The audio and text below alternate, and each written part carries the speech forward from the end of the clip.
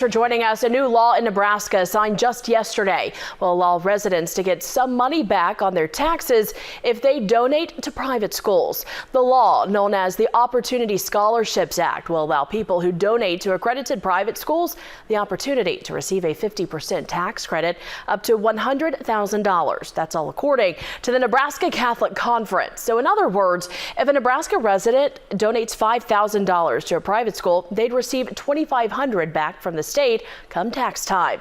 Donate $200,000 and receive the maximum $100,000 back. The law is meant to spur scholarships for students who otherwise couldn't attend private school.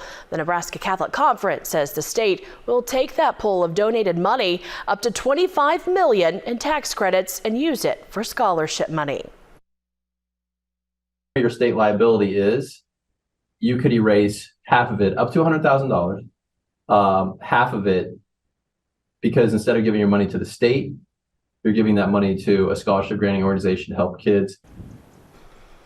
Matt Hoffman spent the day in South Sioux City, Nebraska, speaking with both a private and public school to get their take on the new law.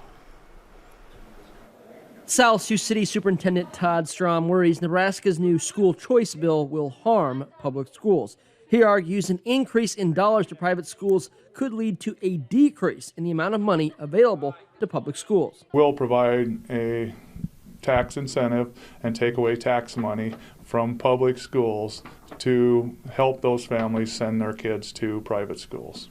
Meanwhile, St. Michael's Catholic School welcomes the new law with open arms. Here at the St. Michael's Catholic School, the principal wants to dispel the rumor that it's only rich, elite kids who attend the school.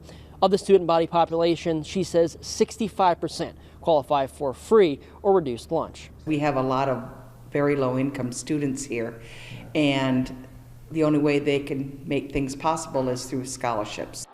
The funds residents donate will be put into a pool. Families that meet certain income requirements can apply for a scholarship using money from that pool. Williams hopes her school can then expand its enrollment through those scholarships, pushing enrollment from next year's 193 to a maximum of 230 students. Another big misunderstanding is this does not affect the public school system's funding in any way, shape, or form. These tax credit dollars would be going to wherever the people choose to send them. Strom, the public school superintendent, disagrees. I feel that the parochial schools, the private schools, already have an unfair advantage. They don't have the level of accountability that public schools do to the State Department of Education. In South Sioux City, Nebraska, Matt Hoffman, KTIV News 4.